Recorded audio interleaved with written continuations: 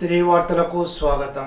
ప్రధాని నరేంద్ర మోడీ 100 రోజుల పాలన, ప్రజల అభివృద్ధి సంక్షేమ కార్యక్రమాలు శరవేగంగా జరగడంతో బీజేపీ సభ్యత్వ నమోదుకు అనూహ్య స్పందన వచ్చిందని జిల్లా అధ్యక్షుడు నాని తాతాజీ అన్నారు. పెనుమంట మండలం పొలమూరులో బీజేపీ సభ్యత్వ నమోదు కార్యక్రమంలో ఆయన పాల్గొని మాట్లాడారు. 2 రాష్ట్రాల పార్టీ సభ్యత్వ నమోదు టార్గెట్ చేసి ప్రతి పోలింగ్ స్టేషన్ పరిధిలో 200 సభ్యత్వాలు నమోదు చేయాలని బీజేపీ అధిష్టానం ఆదేశాల మేరకు గ్రామాల్లో సభ్యత్వ నమోదు శరవేగంగా సాగుతోందని అన్నారు. ప్రతి 6 ఏళ్లకు ఒకసారి జరిగే సభ్యత్వ నమోదులో కేంద్ర పార్టీ అధ్యక్షులు జేపీ నడ్డా నేతృత్వంలో నరేంద్ర మోడీ తొలి సభ్యత్వ నమోదు చేశారని అన్నారు. భారీ పరిశ్రమల శాఖ మంత్రి శ్రీనివాస్ వర్మ అభివృద్ధి సంక్షేమ కార్యక్రమాలపై ప్రత్యేక దృష్టి పెట్టారని చెప్పారు. డబుల్ ఇంజిన్ సర్కార్ రాష్ట్రంలోనూ కేంద్రంలోని పనిచేస్తుందని నాని తాతాజీ అన్నారు.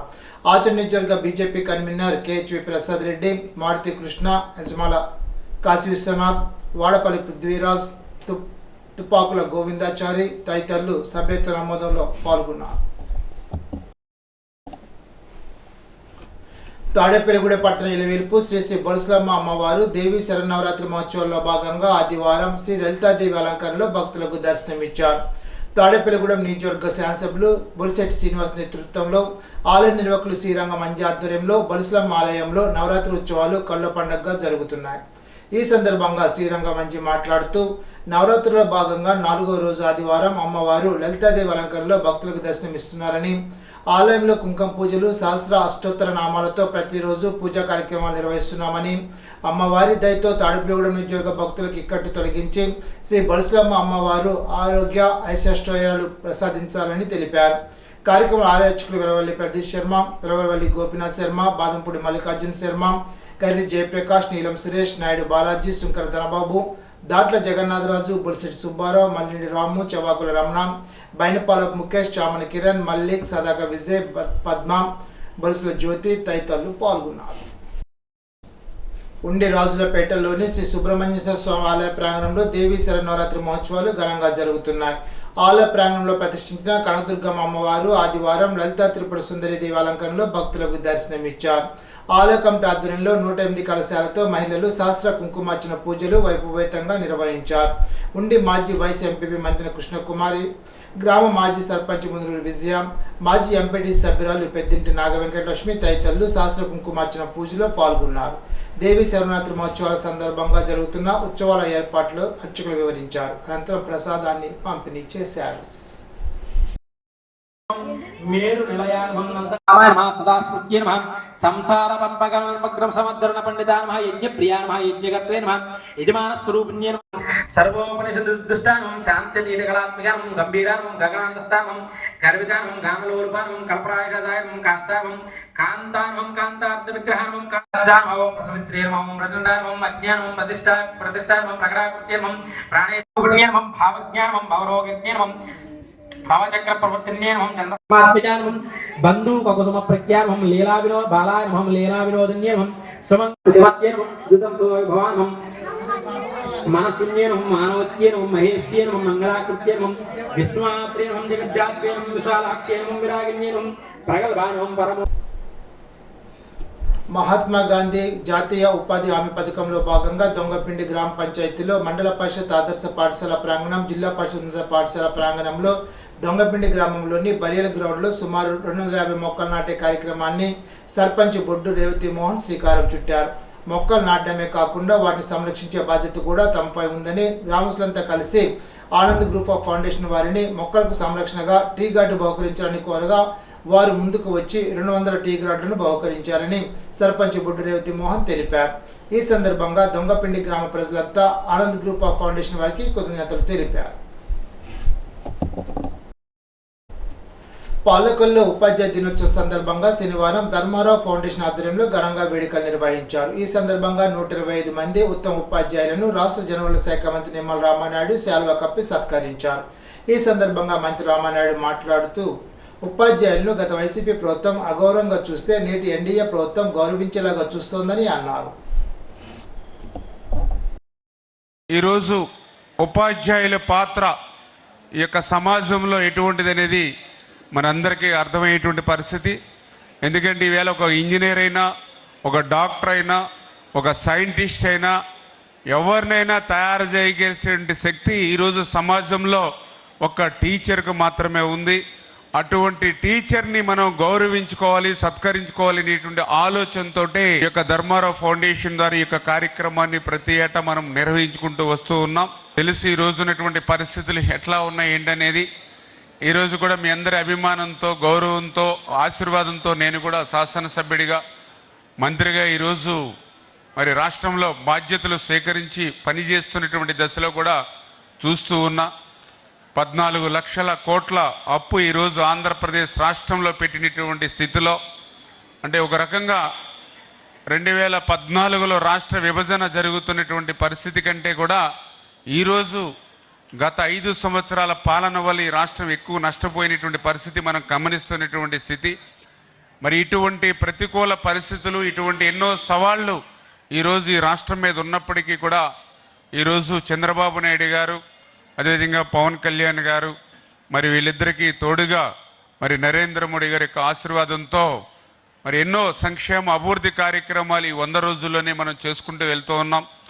అందులో కూడా పర్టికులర్గా మరి ఏదైతే మరి టీచర్స్, ఉపాధ్యాయులు ఎవరైతే ఉన్నారో వాళ్ళని గౌరవించుకోవడం.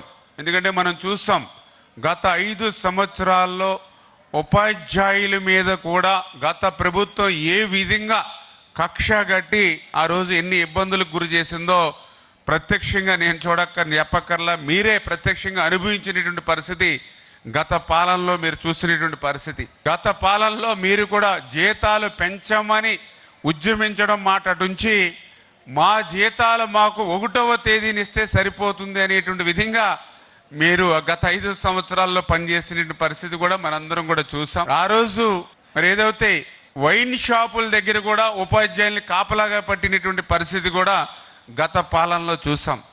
కానీ దానికి భిన్నంగా ఈరోజు ఉద్యోగస్తుల్ని గౌరవించుకునేటువంటి విధంగా, ఉపాధ్యాయుల్ని గౌరవించుకునేటువంటి విధంగా ఈ ప్రజా ప్రభుత్వం, ఈ ఎన్డీఏ ప్రభుత్వం పనిచేస్తుందనే విషయాన్ని కూడా మీ ద్వారా అందరికీ కూడా తెలియజేసుకుంటూ, ఇప్పుడు తూర్పుగోదావరి జిల్లా వార్తలు. ఆన్లైన్ విధానంలో దరఖాస్తు చేసిన వినియోగదారులందరికీ అందుబాటులో ఇసుక లభ్యత అవుతోందని, ప్రభుత్వ మార్గదర్శకాల మేరకు పారదర్శకంగా ఇసుకను సరఫరా చేయడం జరుగుతోందని జిల్లా కలెక్టర్ పి ప్రశాంతి పేర్కొన్నారు. ఇసుక లభ్యతపై జిల్లా కలెక్టర్ పి ప్రశాంతి ఆదివారం కలెక్టర్ క్యాంప్ కార్యాలయంలో ఏర్పాటు చేసిన విలేకరుల సమావేశంలో మాట్లాడుతూ అక్టోబర్ 16 నుంచి ఇసుక అందరికీ అందుబాటులో ఉంచడం జరుగుతోందని అన్నారు.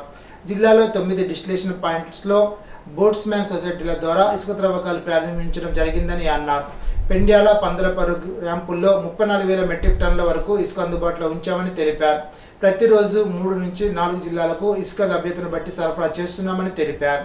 సోమవారం నుంచి వారం రోజుల కోసం 65,000 మెట్రిక్ టన్నుల ఇసుక లభ్యత అందుబాటులో ఉంచడం జరిగిందని తెలిపారు. ఈరోజు ప్రెస్ కాన్ఫరెన్స్ పెట్టడానికి కారణం, మనకి శాండ్ రీచెస్ స్టార్ట్ అయినా కొందరికి ఇంకా శాండ్ ఎలా అవైలబుల్గా ఉంటుంది, అదర్వైజ్ దాన్ని తీసుకోవడానికి ఎక్కడికి వెళ్ళాలి అనే దాని మీద కొంత డౌట్స్ అనేది పబ్లిక్ ఎక్స్ప్రెస్ చేయడం జరుగుతుంది. దాన్ని క్లారిఫై చేయడానికి, అట్లానే మనకి ఏ వెన్యూస్ ఉన్నాయి, వాళ్ళకి ఏమైనా ఇబ్బందులు వచ్చినప్పుడు ఎవరికి అప్రోచ్ అవ్వాలి అని చెప్పడానికి ప్రెస్ కాన్ఫరెన్స్ అనేది స్టార్ట్ అవ్వడం జరిగింది. మీ అందరికీ తెలిసిన విషయమే, మనము అక్టోబర్ 15th వరకు కూడా శాండ్ రీచెస్ అనేది మనం స్టార్ట్ చేయకూడదు, because it is like rainy season. October 15 తర్వాత మనకి శాండ్ అనేది అవైలబుల్గా ఉంటుంది. కానీ ఈ మధ్యకాలంలో కూడా మనకి భవన కార్మికుల దృష్ట్యా కానీ, లేకపోతే హౌస్ కన్స్ట్రక్షన్ దృష్ట్యా కానీ కొంత శాండ్ని మనం గతంలో ఏజెన్సీ ద్వారా సీజ్ చేసిన శాండ్, అలానే మనకి డ్యామ్ డీసిల్టేషన్ అనేది ఎవ్రీ ఇయర్ జరుగుతూ ఉంటుంది. సో ధవళేశ్వరంలో వాళ్ళు వాటర్ స్టోరేజ్ని పెంచడానికి వాళ్ళు డీసిల్టేషన్ చేస్తూ ఉంటారు. It's engineering process.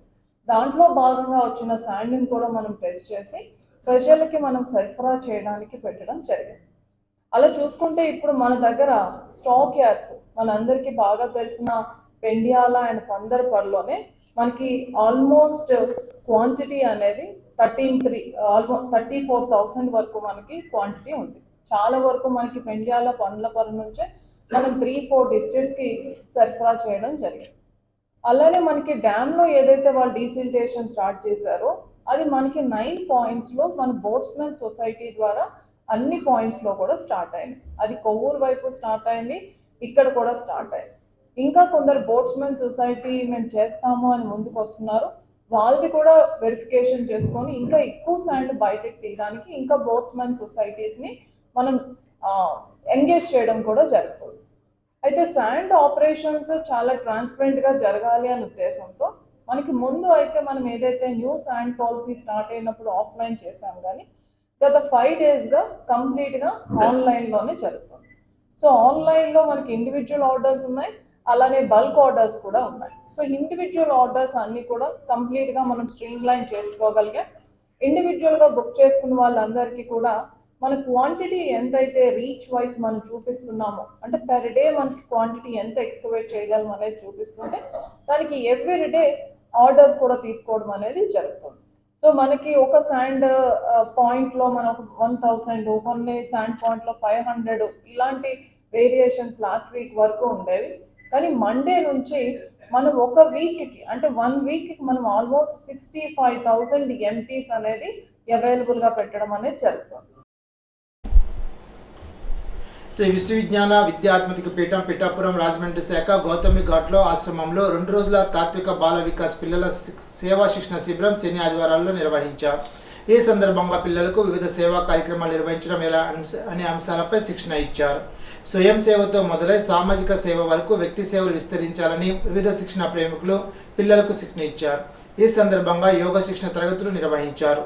Life skills అభివృద్ధికి పిల్లలకు ఆధ్యాత్మిక అవసరమని సామూహిక గేయాల ఆలాపన ద్వారా తెలిపారు. ఈ సందర్భంగా ముగింపు సభలో ఆశ్రమ శాఖ కార్యనిర్వాహక సభ్యులు ఎంఆర్కే రాజు, కృష్ణంరాజు, రాజగోపాలం శిక్షణ పొందిన పిల్లలకు ప్రశంసా పత్రాలు, బహుమతులు అందజేశారు. విద్య సేవ, అన్నదానం, అలాగే వస్త్రదాన శిబిరాలను ఏర్పాటు చేస్తాను.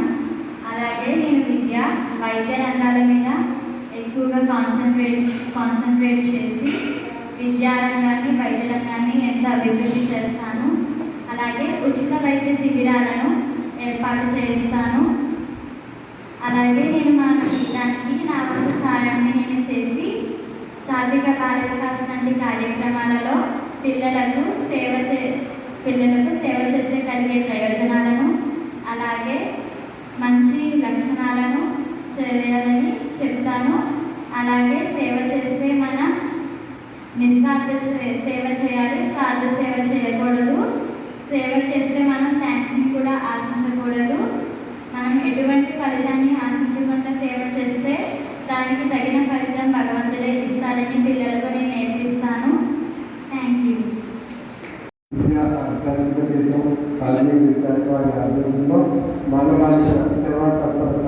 కార్యక్రమాన్ని ఈరోజు మనం ఏర్పాటు చేస్తున్నాం.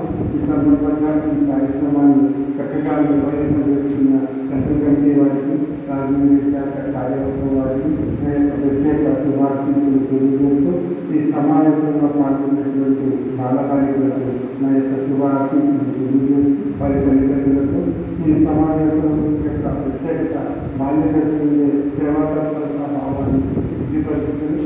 బాల్యదశలో సేవాభావంలో మనం అందరూ సాధించగలిగినట్లయితే సామాజిక స్ఫూర్తి, విలువలతో, నైతిక విలువలతో మన చక్కటి జీవన భవిష్యత్తు మనమే సాధించే అవకాశం మనకు కలుగుతుంది. అందుకని యొక్క ఆధ్వర్యంలో తాత్విక బాల వికాస్ గారి ద్వారా నిర్వహించబడుతుంది. ఆ తాత్విక బాల వికాసంలో ఎంతోమంది బాలబాలికలు మంచి తాత్విక జ్ఞాన మార్గాన్ని పొంది ఈనాడు సమాజంలో ఒక మహోన్నతమైనటువంటి ఆధ్యాత్మిక పుష్పాలు, పరిమళాలు వారి ద్వారా వికసింపబడుతున్నాయి, పరిమళాలు వికసింపబడుతున్నాయి. మరి ఈ విధంగా మన బాలబాలికలకు బాల్యదశలో తాత్విక జ్ఞాన మార్గంలో అందించడం ద్వారా మనలో సేవాతత్పరతా భావం ఏర్పడుతుంది. ఈ సేవాతత్పరతా భావానికి మూలం ఆధ్యాత్మిక తాత్విక జ్ఞాన మార్గము. ఆధ్యాత్మిక ఇప్పుడు ఏలూరు జిల్లా వార్తలు. ప్రజాసేవకు తాను ఎల్లవేళలా సిద్ధంగా ఉంటానని దెందులూరు ఎమ్మెల్యే చింతమనేని ప్రభాకర్ అన్నారు. జంగారెడ్డిగూడెం మండలం మధ్యాంజనేయ స్వామి ఆలయంలో పెదవేగి మండలం మండూరుకి చెందిన 50 మంది మహిళలు చిన్నారితో కలిసి కోలాట భజన నిర్వహించారు. వారు తిరిగి వస్తుండగా కాంవరపుకోట వద్ద వాహనం నిలిచిపోగా అదే సమయంలో జంగారెడ్డిగూడెం వెళ్తున్న ఎమ్మెల్యే ప్రభాకర్ వాహనాన్ని ఆపి ఆరా తీశారు. చిన్నారులను తరలించేందుకు ప్రత్యామ్నాయ ఏర్పాటు చేయాలని తన అనుచరులను ఆదేశించారు. డీసీఎం వ్యాన్ తెప్పించి మహిళలు, చిన్నారులను వారి గ్రామానికి తరలించే ఏర్పాట్లు చేశారు. శాసనసభ్యుని ఆధ్వర్యానికి మహిళలు చిన్నారులు కృతజ్ఞతలు తెలిపారు. ఇప్పుడు విశాఖపట్నం వార్తలు. రాష్ట్రంలో పర్యాటకాభివృద్ధికి ప్రభుత్వం చర్యలు చేపట్టిందని, త్వరలోనే రాష్ట్రంలో పర్యాటకాభివృద్ధిని చూస్తారని రాష్ట్ర పర్యాటక, సాంస్కృతిక, సినిమాటోగ్రఫీ మంత్రి కందుల దుర్గేష్ స్పష్టం చేశారు. విశాఖపట్నంలో పర్యాటకాభివృద్ధి సంస్థ చేపట్టిన పలు అభివృద్ధి కార్యక్రమాలను ఆదివారం మంత్రి స్వయంగా పరిశీలించారు. ఈ సందర్భంగా సీజన్లో పర్యాటకుల రద్దీ, పర్యాటకులు కల్పించిన సౌకర్యాలు వంటి అంశాలను అధికారులు మంత్రికి వివరించారు. పర్యాటకులకు కల్పించే సౌకర్యాల నాణ్యత విషయంలో రాజీ పడొద్దని అధికారులకు సూచించారు. పున్నమి, యాత్రి నివాస్, హరిత రిసార్ట్స్లో ఆధునీకరణ పనులపై అధికారులకు పలు సూచనలు చేశారు.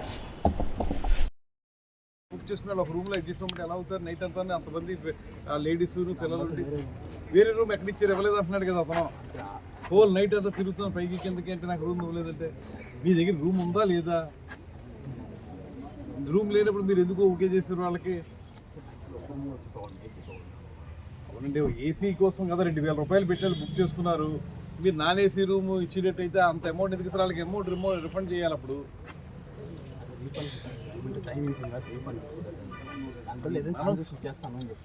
ఏం కాంపన్సేషన్ ఇస్తారు వాళ్ళకి? చెప్పండి, ఏం కాంపన్సేషన్ ఇస్తాం మనం వాళ్ళకి? ఫుడ్ ఎంత? ఫుడ్ వాళ్ళు ఏం చెప్తారంటే 300 రూపాయలు. We haven't got anything. Morning also we went there, we told him, like your manager told, he will compensate. He said, no, I want cash. So we paid him. Now we told him like lunch and dinner, so he told, okay, 300 we will give. So now 300, later on he told like, okay, I will compensate your food. But I asked like, give me in return. That you are compensating. Because you are coming, no? They are all like, okay, we will do it. As soon as we will go, they will say like, no, 300 we will give. What should I do? I can't fight with them, right? So I told him like, you give me in return. He did not give. Whatever best we can do, the change. Sorry. No for problem, sir. No. I did not wanted her to even talk to you. No. But since the thing is that we are here to know the facts only. We need to improve the whole system. That's why but we are they here. have to manage their rooms and maintenance. Yes. They Rooms have are to not maintain good their share. room. It's too. And I'm old sorry and we are all. taking your time, sir. No, You have very it's okay. valuable time. For We are understanding that. For improvisation of the rooms and upgradation of the rooms, there is a technical problem. They are not concerned about it. Only thing is that we need to resolve the problem at a higher level. Definitely we'll take care of that one. That is different matter. That is, since you are prepared to come and stay here, you have come. But the thing is that when you have booked 2 rooms with AC rooms with 2,000 rupees and other things, they have provided you only 1 room, and still they are telling that they are not properly compensating anything to you. That is a problem that they have to take up. That's why I am asking them. But technical problems like upgradation of the rooms, that is at a higher level we have to do that. So anyway, sorry, and I'll ask those people to compensate you in a better way. Definitely they will compensate you in a better way. And please sorry, next time when you come, by that time it will be all right. Thank you. ఈనాటి బంగారు మాట. ఈరోజు చేయాల్సిన పనిని రేపటికి వాయిదా వేసేవారు లక్ష్యాన్ని సులభంగా సాధించలేరు. జాన్ రెడైన్. ఈ వార్త ఇంతటితో సమాప్తం. తిరిగి విజన్స్లో కలుసుకుందాం. అంతవరకు సెలవు. నమస్కారం.